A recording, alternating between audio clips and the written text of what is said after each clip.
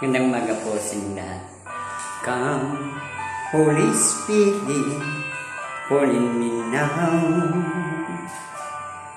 I need your anointing, come in your power. I love you, Holy Spirit, you're uncaptivating my soul, and every day I grow to love you more. Come, Holy Spirit, fall in me now. I need your anointing, come in your power. I love you, Holy Spirit, you're captivating my soul, and every day I grow, love you more. I'm reaching for your hand, you hold my life in your hands, drawing me closer to you. I build up your power, truth, nothing compared to this place, where I can see your face to face. I worship you in spirit and truth. Come, Holy Spirit, come calling me now. I need your anointing, come your power. I love your Holy Spirit, you're captivating my soul, and every day I grow to love you more. I'm reaching for your hand, you hold my life in your hands, drawing me closer to you. I feel your power in you, nothing compares to this place, where I can see your face to face. I worship you and spirit in truth. I'm reaching for your hand, you hold my life in your hands, drawing me closer to you. I feel your power in you. I'm reaching for your place, where I can see your face to face. I worship you and spirit in truth.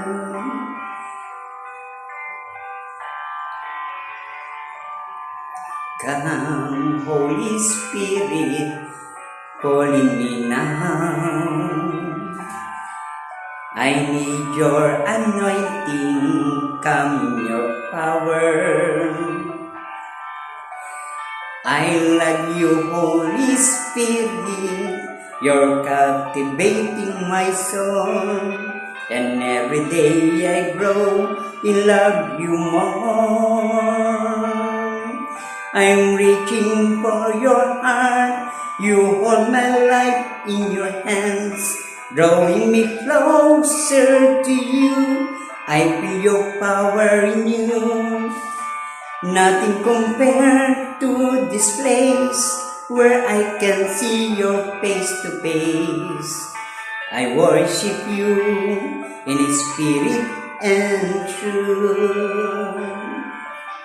I'm reaching for your heart, you hold my life in your hands, drawing me closer to you.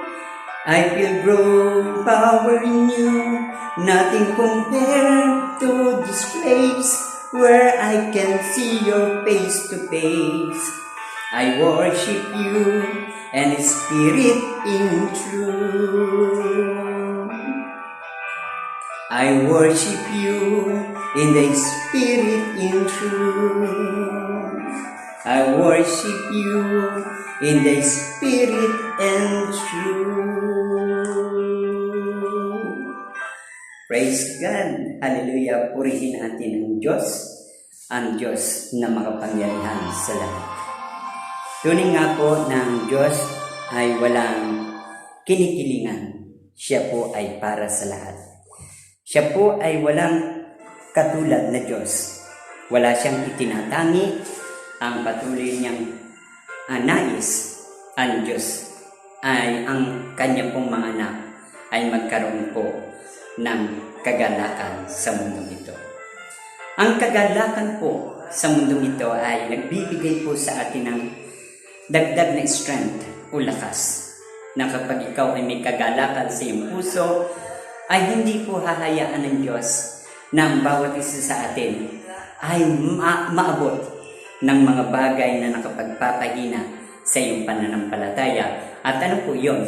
Ang stress o depress, anumang kalungkutan, anumang mga problema, ay hindi po ka maabot o hindi ka po kakapitan dahil ikaw ay may taglay na kagalakan.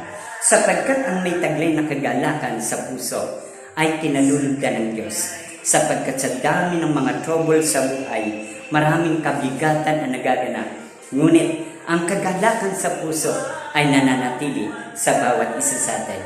Kaya, dear brothers and sisters, pakinggan po natin ang mabuting balita ng Panginoon na ibabahagi po sa inyo sa tulong at kapangyarihan ng Espiritu ng Diyos sa pangalan ng ating Panginoong Jesucristo. Sinasabi po dito, John chapter 14 verse 27, kapayapaan ang iniiwan ko sa inyo. Ang aking kapayapaan ang ibinibigay ko sa inyo, hindi ito katulad ng ibinibigay ng sanlibutan. Huwag kayong mabalisa, huwag kayong matakot. Sinasabi ko sa inyo, ako'y aalis ngunit babalik ako. Kung iniibig ninyo ako, ikagagalak ninyo ang pagpunta ko sa Ama, sapagkat dakila ang Ama kaysa sa akin. Sinasabi ko ito sa inyo bago pa mangyari, at kung mangyari kayo manalig sa akin, hindi na ako nagpapakahabag sa pagsasalita sa inyo. Dear brothers and sisters, ang mabuting balita po ng ating Panginoong Jesucristo. So, pinakikita po ng ating mabuting balita ng Diyos ay ang kapayapaan ay naway laging sumaatin. Peace be with you. Dear brothers and sisters, na kapag ang kapayapaan po ay nanatili sa iyong puso, dito mo po mararanasan ang kakaibang kapangyarihan ng Diyos sa iyong buhay. Sapagkat hindi hinahayaan ng Diyos na ang bawat isa sa atin po ay magkaroon po ng mga problema na magtataglay ng kalungkutan. Kundi ang patuloy tayong magkaroon ng kapayapaan sa puso. Sapagkat ipinakikita po ng Diyos, if God is with you, the peace, kapayapaan ay sa inyo. Kaya, dear brothers and sisters, sinasabi po dito sa kapayapaan na sinasabi ng Panginoon sa John 14:27, peace be with you. Sabi nga po, kapag peace be with you, kailangan ang iyong sarili po ang kilid mo po tanggapin, ang kapayapaan ay sa iyo. Kaya, ipinakikita po ng Diyos. Ang sabi po dito, you want a peace? Do you like you who you are? And the strength and the weaknesses, I want to help you a new perspective. Yourself and how God sees you. He loves you and approves of just the way you are every while you are in the process of improving. Isang story po ang nais kong kwento sa inyo. Mayroon pong isang babae, siya po ay businesswoman.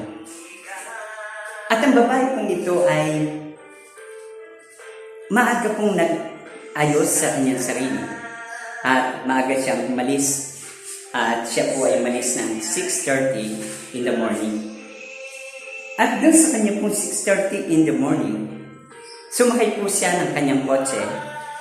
At siya po ay mayroong katransaksyon doon po sa kanyang business. At ditong babaeng ito po ay nagmamadali sapagkat ang usapan po nila ay 7:30. But iyang oras po ay 6:45 na. So, pinakikita po ng Diyos sa atin, ng babaeng pong ito ay pinabilis po niya na patakbuhin ang kanyang sasakyan sapagkat nais po niya na makarating ng maaga upang hindi siya mali sa kanyang katransaksyon. At dito po ay dumating, habang siya tumatakbo, napadaan po siya sa isang stoplight. At doon sa stoplight na yun, ay habang siya po dumating doon, bigla-bigla po, na hindi pa naman po red light. Kaya ang ginawa po niya, pinatakbo na agad po niya, inabutan po siya sa gitna ng kasulungan. Biglang nag-red light, ay nasa gitna po siya ng daan. Kaya dear brothers and sisters, so, in front po siya ng accident. But, God is good all the time. Kapag ang isang tao po ay balisa, ngunit, na once na siya po ay nagsisikap na siya po ay makarating doon sa kanyang agreement ng babae, nahuli po siya ng pulis. At doon sa pagkakahuli po sa kanya ng pulis, inamin po niya na siya po ay nagmamadali. At sapagkat siya po ay merong katransaksyon, at ang ginawa po niya sa pulis ay nag-sorry po siya. At sa kanyang pagsasorry, ay 3 beses po niyang binigkas ang sorry. At dito po ay naawa rin ng pulis at ito'y pinagbigyan po ng pulis. Ang sabi ng pulis ay huwag na pong uulitin. Dear brothers and sisters, ang babae po ay nakikipag-usap na may kapayapaan kahit po siya nagmamadali. At siya po ay nag-amin ng kasalanan, humingi ng tawad, nag-sorry po siya sa pulis, at siya po ay pinatawad. Ganyan din po tayo sa Panginoon.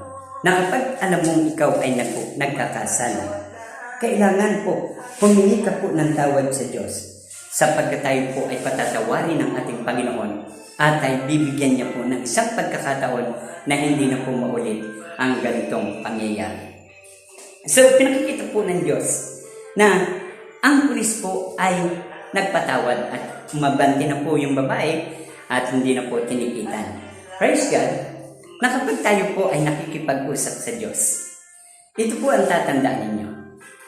Kailangan po kapag humarap ka sa ating Panginoong Yesus, dapat may taglay kang kapayapaan sa puso o kagalakan. Sapagkat ayaw ng Diyos, nahaharap ka po sa kanyang balisa, haharap ka po sa kanya na may kabigatan. Ngunit kung ikaw man ay may kabigatan, hingi ka po ng tawad sa Panginoon, sapagkat ikaw po ay patatawarin ng ating Panginoong Jesucristo sa iyo pong pagpapakumbaba at paghingi ng tawad. At dito po ay ipakita mo sa Panginoon na kahit ikaw po ay mayroong pong kabigatan, hindi ka po nababalisa sapagkat alam mo na mayroong Diyos na nagsasabing sa Kanya ay walang imposible. Kaya dear brothers and sisters, ipinakikita po dito ng Panginoon na in times na tayo po ay may trouble sa buhay, kailangan po, ang sabi po ng Panginoon, always pray. Luke 18 verse 1, lagi po tayong manalangin. At ang sabi po ng Joshua chapter 1 verse 9 and 10, huwag kayong matakot, magpakatatag kayo, tibayan yung inyong loob. Huwag kayong mawawala ng pag-asa, ako'y lagi niyong kasama.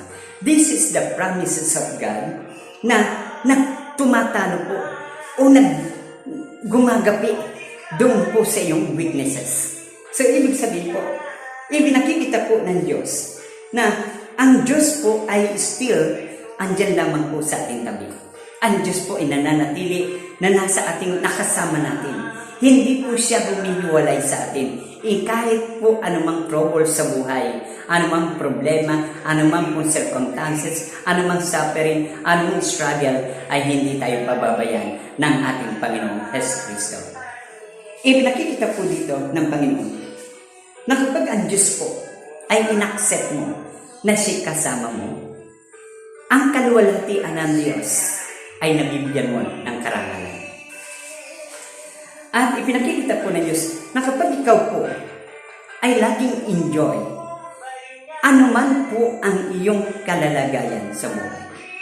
Ikaw may mahirap, ikaw man po ay mahirap man, naghihirap ka po sa pagpapala, ay dapat po i-enjoy mo ang iyong sarili kahit ikaw ay naghihirap.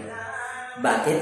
Sapagkat tinitingnan ng Diyos sa gitna ng trouble, ikaw ay nakikitang may kapayapaan sa puso at may posibilidad ka na ikaw ay kanyang pagpalain.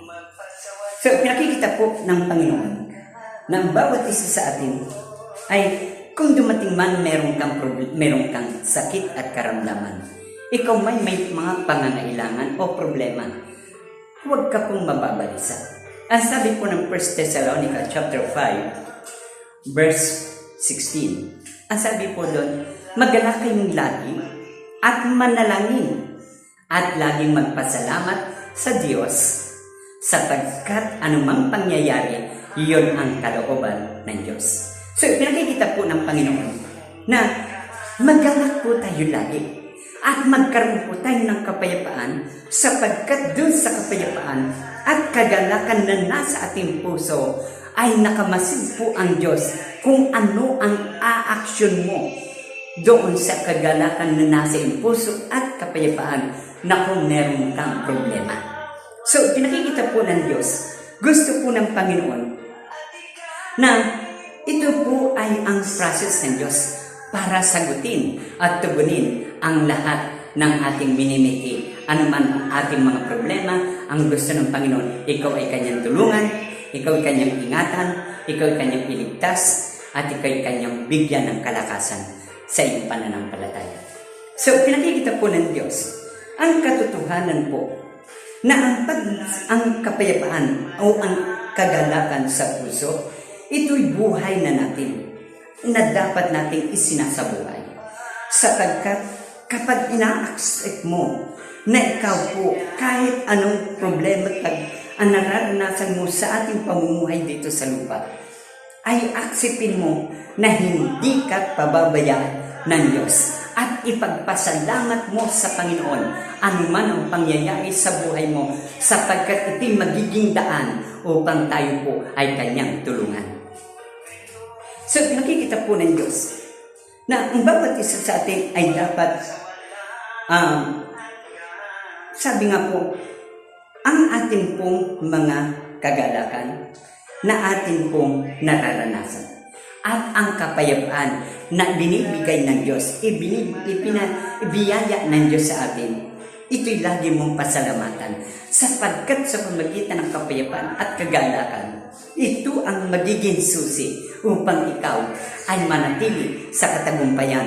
Sabi nga po, I'm victorious, I'm healthy, I'm wealthy, I'm prosperous, I'm full of graces. Ibig sabihin, ang lahat po ng iyan, thank you, at mapapasalamatan mo ang Diyos sapagkat taglay mo ang kaligtasan sa ng iyong kaluluwa at buhay at kaligtasan dito sa mundo nito sapagkat ikaw ay may taglay na kagalakan at kapayapaan. Mahirap po ang magtaglay ng kapayapaan at kagalakan kapag ikaw ay may sakit. Ngunit, itong tatandaan, ito po ay process ng Panginoon na dapat ito ay ating pairalin, ito po ay ating sundin sapagkat ayaw ng Diyos na kahit ikaw may problema, ay makita kanyang malungkot. Ayaw niyang makitang ikaw ay nagdadamdam, nagdumadaing, ikaw ay nakagiging kawa-awa. Kaya nga po ang bilin niya po sa mga taong, ang mga anak ng Diyos na nag-aayuno, ay huwag kang mag-ayos ka rin ng pananamit at ng iyong buhok. Magsuklay ka rin sapagkat ayaw ng Diyos na makita ng Panginoon na ikaw ay nag-aayuno, ay meron ka pong kabalisahan. Ang pag-aayuno po ay meron pong ito'y hindi pagkain. Na halimbawa, isang araw po, isang beses ka hindi kakain. Ngunit ito po ay trouble. Ang trouble po, ayaw ng Diyos na sa gitna ng trouble, sa gitna ng mga problema, ikaw po ay kawawa.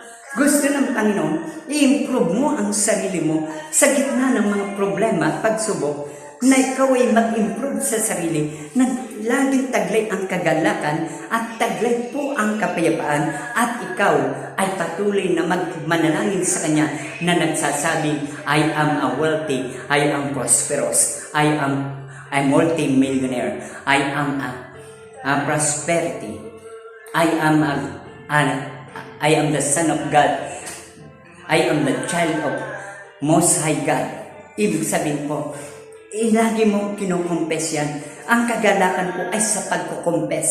Kung ano pong kinukumpes mo sa iyong sarili, sa kabila na ikaw may problema, ay kinukumpes mo at nagpapakasaya ka sa sarili mo sa pamagitan ng ating pananalita. Alam niyo po ba ng pananalita natin? Ito po ay kanyang minamasdan ng Panginoon. Sapagkat dito tayo hahatulan ng Diyos. Dito po tayo kanyang bibigyan po ng reward kapag tayo po ay nagsasalita. Sabi po ng Proverbs 18:21, ang buhay at kamatayan ay sa dila nakasalalay. Kasaganaan at kahirapan ay nasa iyong bibig. So, ibig sabihin po, napaka-importante sa ating pong buhay na tayo gumawa po ng tama. Sapagkat ito po ang pinakamahalaga. At huwag po nating hahayaan na tayo po mag-confess ng mga negative words. Sapagkat tayo po ay hindi mapuprogress. Hindi tayo magiging hindi tayo uunlad ang buhay. Hindi po tayo makapagbibigay hindi tayo magiging biyaya at pagpapala sa iba kung tayo po ay hindi kumikilos ng tama at hindi po tayo laging negative. No. Kailangan po lagi kang positibo sa iyong mga sinasabi. Mabuhay ka na lagi kang nasa katagumpayan. 1 John chapter 5 verse 5, sa mga sumasampalataya ay tiyak ang tagumpay. So, ibig sabihin po, sa ating pananalita at ikaw ay sumasampalataya sa ating Panginoong Jesucristo, lagi mo sinasabi dapat sa ang nabubuhay sa katagumpayan ay dapat po sinasabi mo, I'm a good myself. Ibig sabihin, ako'y mabuting tao at mabuti ang aking pamumuhay. Yan. Sinasabi mo na lagi na, I am victorious. Ako ay anak ng Diyos ng kataas-taasan. Ako'y hindi ako matatalo sapagkat ako'y anak ng kataas-taasan Diyos. Sa pangalan ng Panginoong Jesucristo.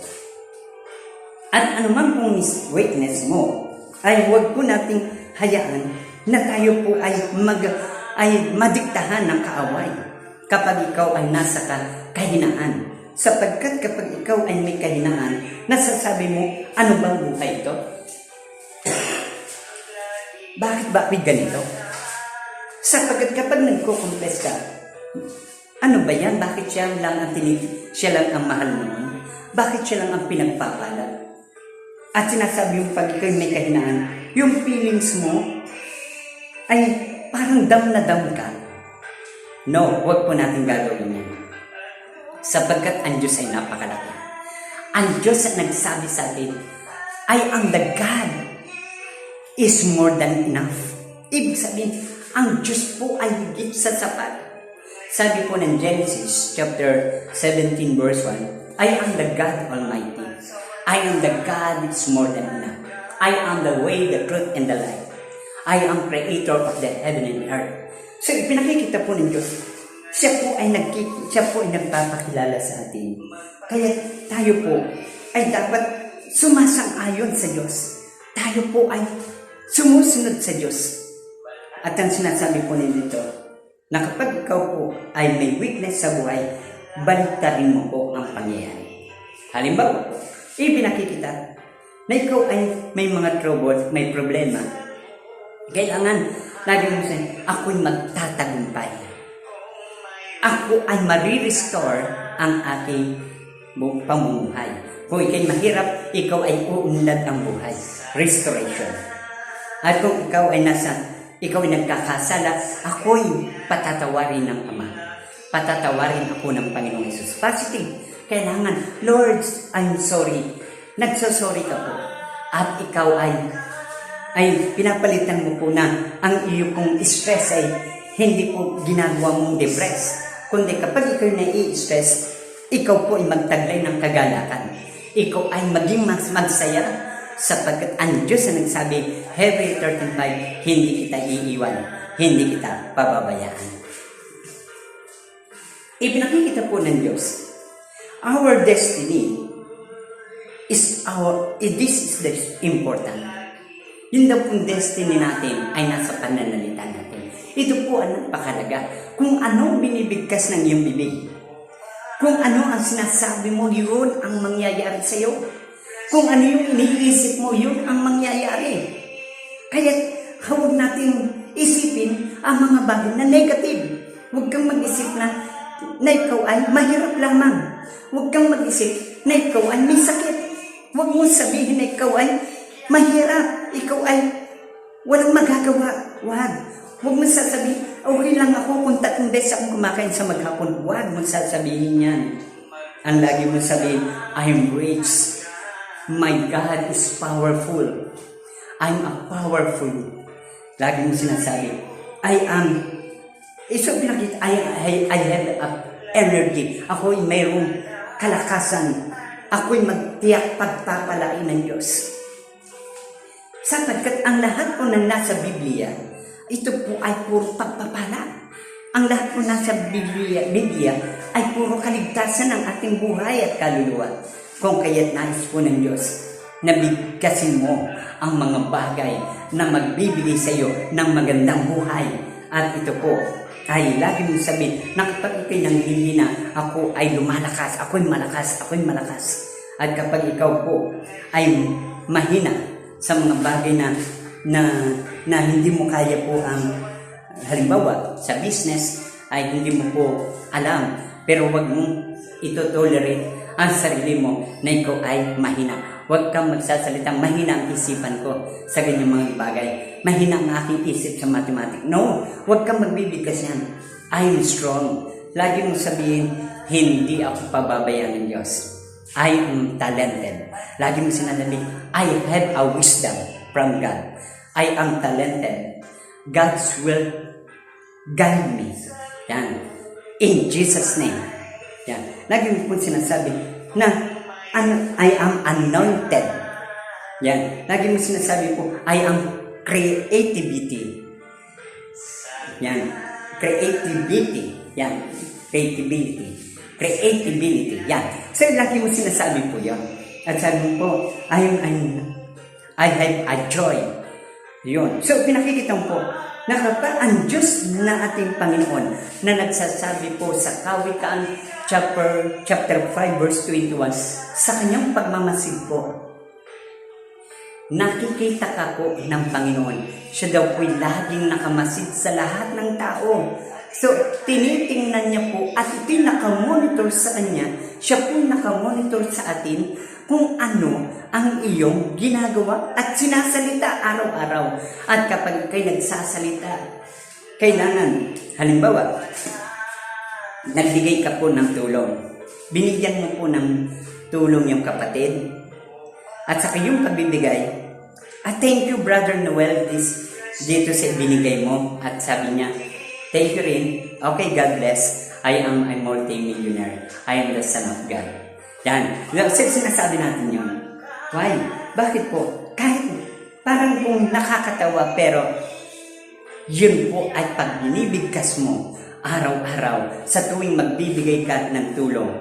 Ang sabi mo po, lagi mo sinasabi, my God shall supply all my needs according to His promises, riches and glory.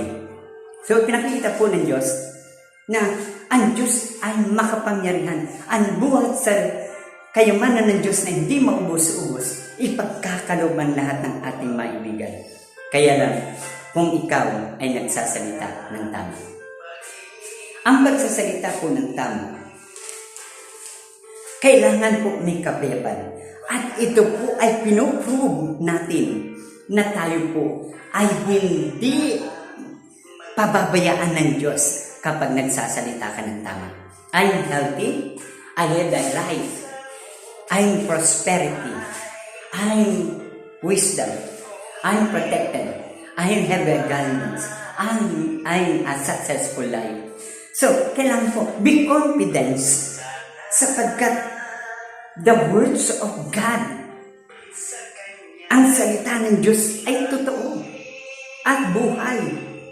So, ibig sabihin, dun tayo po nakasandal, nakasalig ang ating buhay sa Diyos, sa ating Panginoong Hesukristo at sa kanyang mga pangako na kapag siya'y nangako, ito'y tutuparin niya at hindi niya po sisirain. Kaya dear brothers and sisters, ang nais po ng Diyos, magsalita po tayo ng tama, gumawa po tayo ng tama, at tayo kanyang tutulungan sapagkat ang sinasalita mo ay pawang nasa ayon sa kalooban ng Diyos. So, pinakikita po ng Panginoon, pinuprove po niya ang lahat ng ang lahat ng ating sinasabi. Pinatotohanan po niya na kapag ikaw po ay nagsasalita, no, I'm awake, no, I'm full, no, hindi tama yan. Sapagkat kung sinasabi mo yan, hindi ka magiging fruitful and abundant. Why? Sapagkat ang Holy Spirit po ay nagre-reveal sa atin na tayo po ay dapat maniwala, sumampalataya sa lahat ng sinasabi ng Panginoon. Sapagkat simula nung tayo po ay tumanggap sa Panginoong Hesus bilang Panginoon at tagapagligtas, ang Holy Spirit po ay nasa sa atin na. At ang Holy Spirit po, kapag yan po ay nasa sa atin, kailangan marunong kang magbasa lagi ng Biblia, lagi kang magkabisado ng kanyang mga salita at ng kanyang mga pangako, at ito'y itinatanim sa ating puso. At siya po ang mag-uukit nito sa ating puso. Kaya kapag ito'y nabibigkas mo na nanggagaling sa iyong puso, ang kapangyarihan ng Espiritu ng Diyos, ang kapangyarihan ng Diyos ay kikilos kapag sinabi mo, I'm wealthy, I'm prosperity, I'm a multi-millionaire, I'm rich. Sinasabi mo, I'm healthy. Yan. So, pinaulit-ulit ko po yan sapagkat yun po ang nais ng Diyos. Gusto niya po na tayo po ay laging relax sapagkat pag sinabi po niya, sumainyo ang kapayapaan, sumainyo ang kagalakan. Ang sabi po ng Panginoon, always pray. I am the Alpha and Omega. Naganap na. Ang lahat ng bagay na ating dadanasin na hirap, kabigatan, problema, pagsubok sa buhay, kasakit at karamdaman o kahirapan, ito po'y napagtagumpayan na ng Panginoong Hesus sa krus ng Kalbaryo.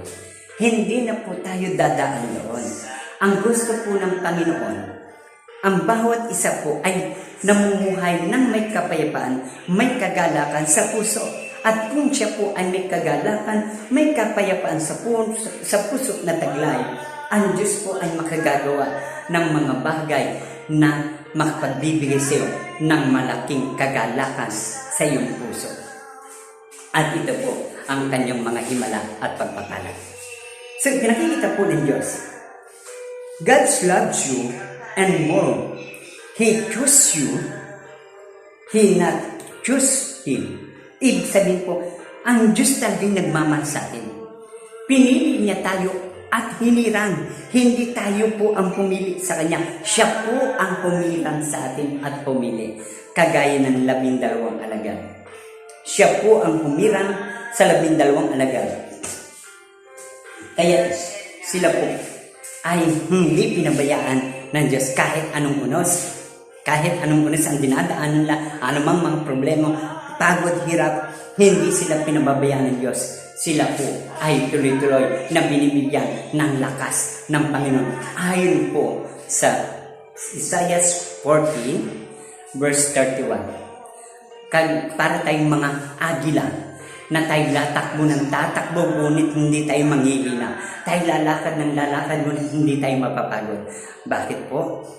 Ang sabi po diyan, kahit anong troubles, anong problema, hindi tayo pwedeng ma-stress, hindi tayo pwedeng ma-depress, sapagkat ang Diyos po, ang sa atin po, ang nagsabi, hindi ko kayo iiwan, hindi ko pababayaan, ako'y lagi niyong kasama, manalig lamang kayo sa akin, at huwag kayong mabalisa, manalig kayo sa akin, at manalig kayo sa nagsugo sa akin. So, ibig sabihin po, ang mga salita ng Diyos na kahit ang Diyos po ay hindi natin nakikita, kapitan natin ang kanyang mga sinasabi. Sapagkat tayo po ay magiging fruitful at pagpapala sa lahat ng tao. So, nakikita po ng Diyos dito ay God's change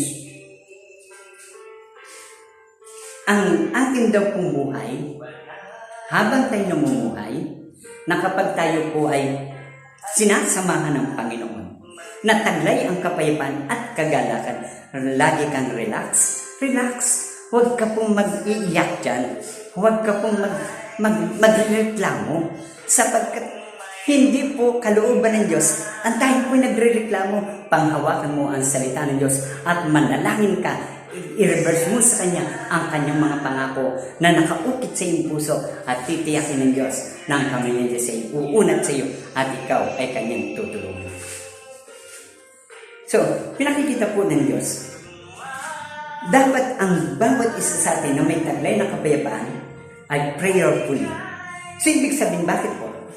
Na kapag ikaw may taglay na kagalakan at kapayapaan sa sarili, dapat lagi kang nagpipray sapagkat ang ating sandata po, ang ating kalakasan ay nagmumula sa ating Panginoon, Hesus Kristo, na siya pong ibinababa sa Kanya ng Ama at ibinababa rin sa atin ang kalakasan, kaya kailangan po tayo ay lagi nagpipray at tayo nagkakarga ng Kanyang kapangyarihan sa habang tayo nananalangin, umaawit sa Panginoon na taglay ang kapayapaan at kagalakan upang tayo makaharap sa mga problema ng ibang tao at anumang mga pandemic o kaya anumang nangyayari sa mundo natin na nakahahawa, ngunit hindi tayo kakapitan sapagkat lagi natin kinokontrol po natin ang paglaganap ng COVID-19 sa pamagitan bilang tayo mga anak ng katas-taasang Diyos ay kinokontra natin sa pamagitan ng Kanyang mga pangako at salita at ito daw po ay Kanyang tutuparin sapagkat ang Kanyang mga pangako at salita ang siyang nagsasabi sa atin, huwag kang matakot. Haharapin ang Panginoon. So, ibinakikita po ng Diyos, ang bawat isa sa atin dapat ay mayroong behavior. Behave po tayo. Sapagkat ang Diyos kapag tayo po ay may behavior, nag-glorify po ang Panginoon. Hindi po tayo reklamo na reklamo, hindi tayo nagpapanik, hindi tayo nababalisa. Behave ka lang sapagkat ang Diyos, ang kaluwalhatian ng Diyos ay kikilos para ikaw po ay Kanyang tulungan at iligtas at ingatan sa sitwasyon na iyo po kinakarap at ikaw po ay Kanyang pagpapalain. Who is the Master of Peace? Our Lord Jesus Christ. If na ikaw po ay nagsisi sa iyong mga kasalanan at ikaw ay tinanggap mo ang Panginoong Hesus bilang Panginoon at tagapagligtas, ang Diyos pong ito ang magiging Master, ang ating Panginoong Hesus ng kapayapaan sa buhay mo at sa puso mo. Kanya ka pong bibigyan lagi ng kapayapaan. Papayapain po niya ang iyong pusong nababalisa, ang iyong isipang nababalisa. Kanya pong papayapain niyan sapagkat hindi papayag ang Diyos na ikaw po ay mabalisa. Ikaw po ay mawala sa iyo ang taglay na kapayapaan sapagkat kapag ikaw'y balisa, kikilos naman dyan ang mga bad spirit, ang masamang espiritu upang ikaw ay bigyan ng depression. Kaya't marami po ang nagkakasakit. Kahit marami po ang hindi nagtatagumpay, namamatay na lamang po sila nang walang katagumpayan. Kaya kahit ikaw ay walang pera, kahit ikaw ay nauubusan ng pera, huwag kang mag-alala sapagkat may pangako ang Diyos dyan. God will supply all my needs according to His promises to riches and glory. To riches and glory. So, pinakikita po ng Panginoon. If ang Panginoong Jesucristo ay masterpiece mo ng buhay mo, ang Diyos pong ito, ang ating Panginoong Jesucristo, ay tutulungan ka po at hindi kanyang pababayaan. At dito po'y nakikita, ina-approve po niya nagbibigay po siya ng approval kung sa hihingi ka po ng pabor sa isang mayor at ikaw po ay nais mo ikaw ay tulungan. Approval yan po yung kanyang sekretary po ay gagawa ng letter at bibigyan ka po at ibibigay po yun sa mayor. Kung ito'y pera, ikanya pong pipirmahan yan, aaprobahan po niya. Ganyan po ang Diyos. Na kapag tayo po ay may nilalapit sa Kanya, inihingi ng tulong, idinudulog sa Kanya, yan po'y Kanyang aaprobahan kapag ikaw ay mayroong pinanghahawakan na pangako at salita ng Diyos.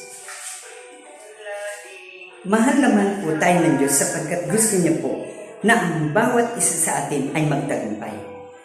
Kapag ikaw po ay sinaangkin mo na ikaw ay the Son of God, I am the Son of the Most High Powerful God, ay ibig sabihin po, hindi ka pwedeng lapitan ng mga gawa ng kaaway ng sanlibutan ito. Hindi ka po pwedeng alipustain ng sinuman.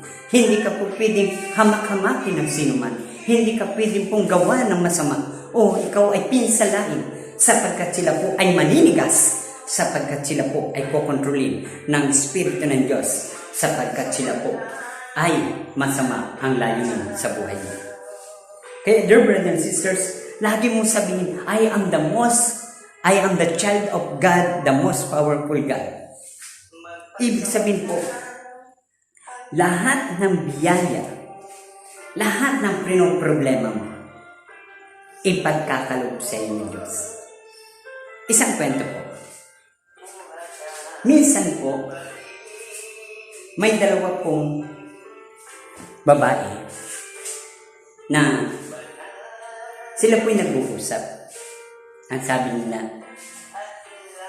ang hirap naman ng buhay kung kailan ikaw ay nasa gitna na ng pagsisikap ay nadadaon ka pa. Sabi naman ng isang babae, oo naman. Bakit? Sapagkat kahit anong sikap ko, anang aking asawa, sabi niya, ay hindi pa rin kami umusad at hindi pa rin kami guminhawa sa buhay. Lalo pa, marami pa kaming utang na binabayaran.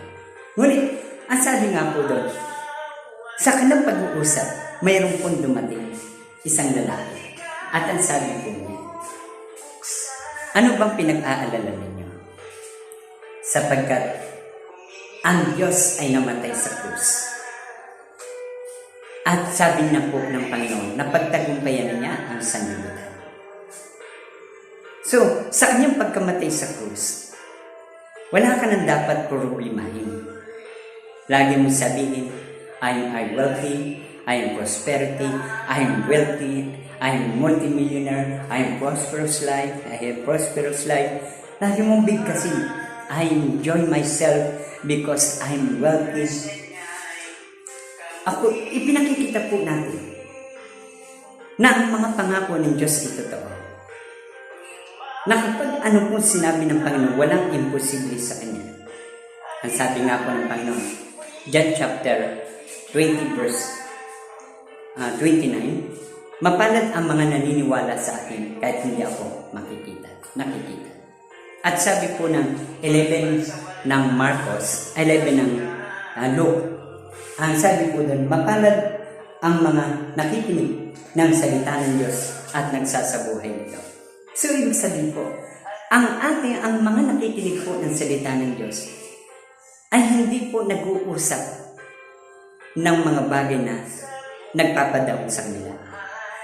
Wala po tayong pag-uusapang problema.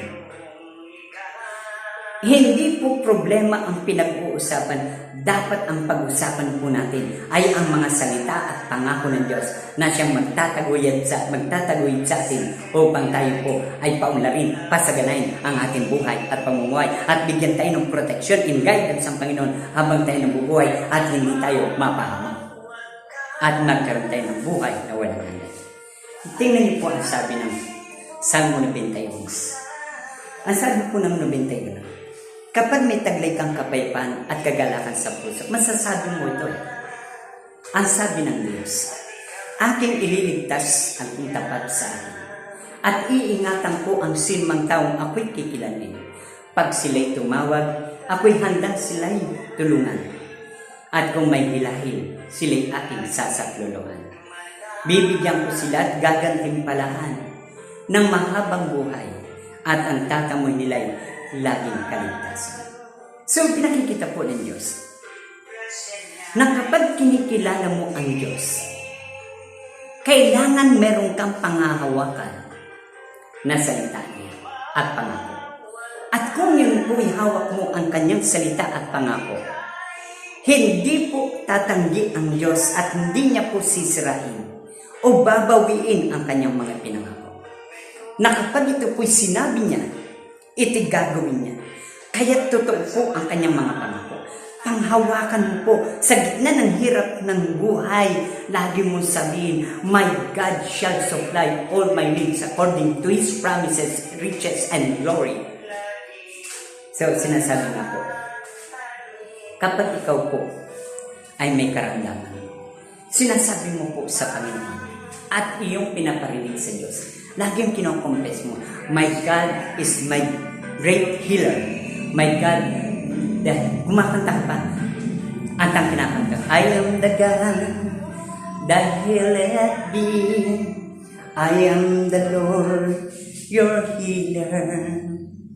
I send my words, my healing I receive. I am the God, your healer. I am the God that God healeth thee. I am the Lord, your healer. I send my words, my heal I receive. I am the Lord, your healer. Amen. Purihin ng Diyos. Isipin niyo po na kapag tayo po ay nagbibigkas ng ganyan, you are the God at sinasabi mo, my God is my healer. So, hindi po papayagan ng Panginoon na matulog po ang karamdaman mo.